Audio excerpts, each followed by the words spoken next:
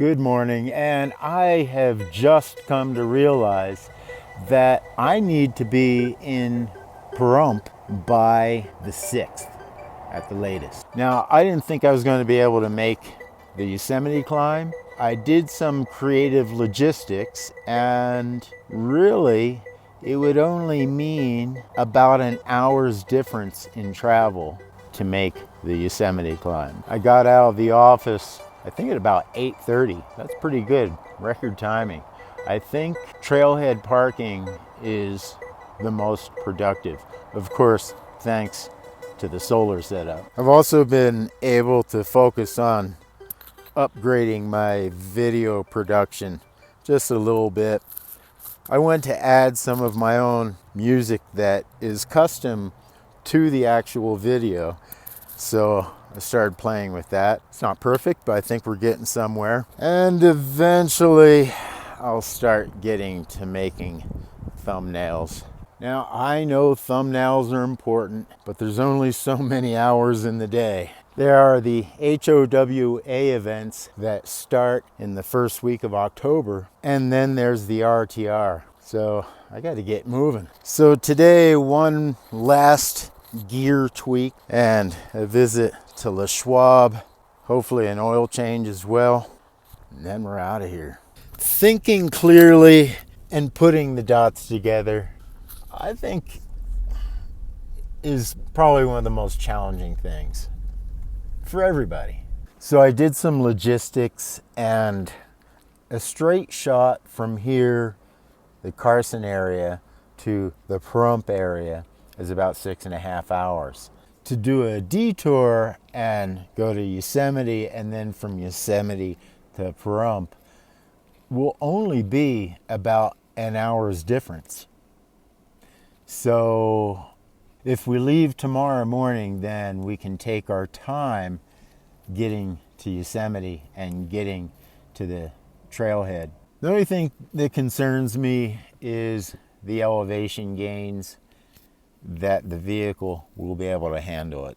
I think the elevation gain and the strain on the vehicle are worth it. We're talking about driving down the 395, my favorite drive ever, and we're talking about hitting Yosemite. Nothing risked, nothing gained. All right, it's happening. Another part of this puzzle, this is base camp. Once I leave here, I'll probably not be returning until 6 months later. Once we leave the Tahoe area and go down to Arizona, we're committed for the next 6 months. 6 months, that's half a year. So what I'll hope for here is that I can get the positive cash flow happening so I don't have to be so static in Arizona. It would be nice to do a little travel. All right, this is all happening in real time. I think I got a plan. We'll go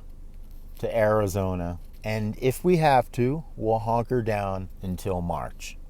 However, if we can get the funding, I would like to explore Arizona and Utah with you guys.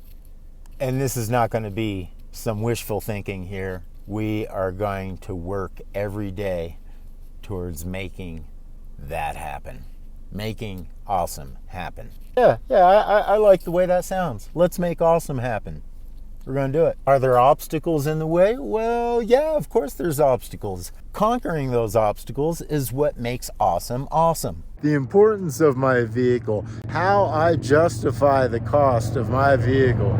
The main reason I have a vehicle is not for mobility. I'd much rather walk wherever I'm going. I really rely on my vehicle as shelter for when the weather is bad.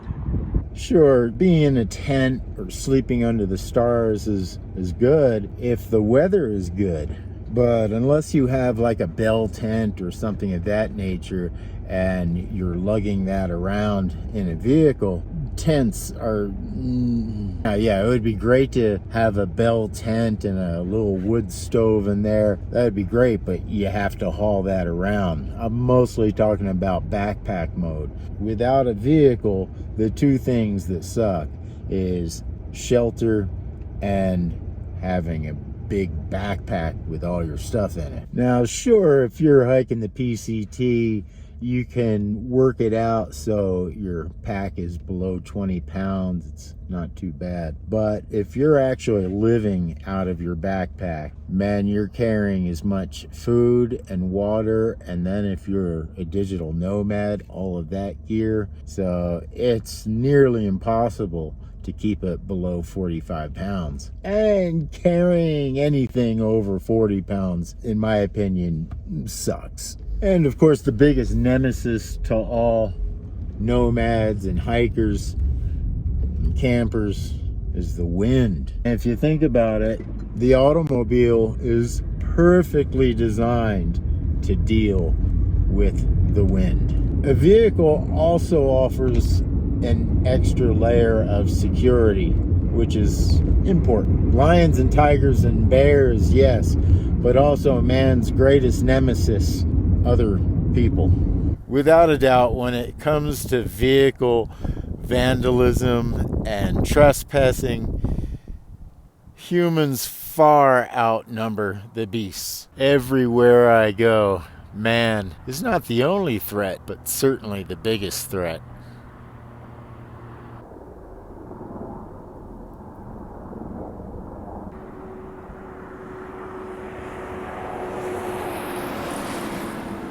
Man, if I knew how to skate, this would just be a beautiful wall ride. All right, it's time to get to work. We got to get some water, and then we got to service the vehicle, and then we have to hit the warehouse and do one last gear up. It is an important one. If I forget something, I'm probably going to have to do without that thing for the next 6 months.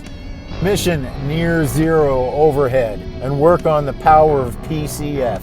That's right, positive cash flow. Here in America, it has come to be that if you want to live here, you have got to be making six figures. And by that I mean if you don't want to be a slave, if you want to participate in modern America, the least you can make is six figures. And by that I mean if you're making $100,000 a year, you would be lucky if you could walk away with 80. Making $100,000 a year, being self-employed, working remotely as a nomad, it's a tall order, but it's not impossible. When I look at things like I need to make $100,000 a year in order to live, that doesn't, I don't like that. It doesn't resonate with me. But if I look at things like I need to make $100,000 in order to participate and to contribute, probably comes from being a musician. Musicians are very familiar with the play to pay platform. Is that an idea? I could go hang out at Le Schwab, get my tires rotated, and also do some work on my laptop. Yeah. And free popcorn. How awesome. Le Schwab complete. Now it's time to get some oil and get some water. And Yosemite is not looking good. After texting with Jake, it seems as if we're coming upon a consensus that this might not be the right time. Taking one day to prepare for a 6-month journey doesn't quite sound right. Truth be told, before I do anything right now, it's after 3 o'clock. I gotta eat. This is the guy I've been wanting to interview and introduce you guys. This is my buddy Ron. Hi. Say hi to everybody. Hi, everybody. And you want to say hi to my... Sure, we actually have a YouTube channel ourselves. Yeah, what is it? Our channel is Open Road 768. I'm Rob, and this is my wife, Nicki. Bam. Nice to there meet we you go. guys. See, this is why we do what we do. We get to meet amazing people in our travels. Everywhere. Yeah, and and then we talk stories about dealing with idiots. There's a lot of them out there. Everywhere, right? Everywhere. Everywhere.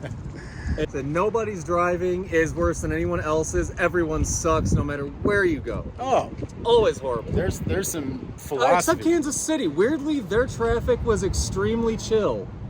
Very relaxed, very easy driving through there. I was surprised for Major City. Wow.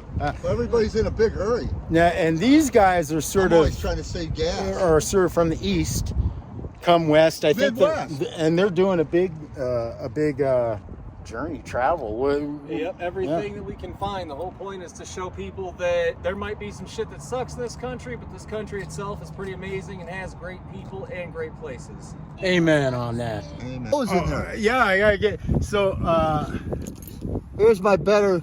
I know that's his better half right there.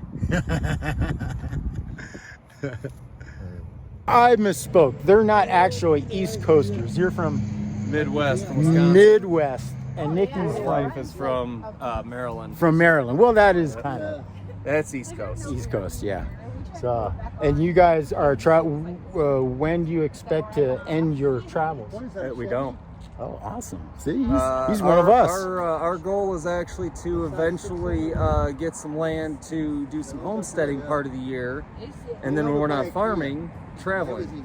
Excellent. So basically, just have a place for winter for the early year to farm out some stuff, sell that, and then make more journeys, more videos. Living the dream. Indeed, this is the time when the nomads feast. This is what we do. We put on our sweaters, fire up the grill to eat our potatoes and rice and gravy. Is that what you're having today? That's what we have. Yep, that's what we got for dinner tonight. We ate all the good stuff yesterday, so we're just eating the extras now. Well, I just finished my granola for the evening. My evening granola. Ron. Oh, get your food, huh? Bo, what's for dinner? What's for dinner? Can I have some of your food, Bo? Huh? Oh, it's a dog. Uh-oh. Here, I'm going around. Sure you don't want some pork? I'm going around. No, I just came to see what I contaminated. Now I got potatoes, man. a little bit of okra. Like a king. Well, I overeat. I collect. Yeah. Got some okra in there.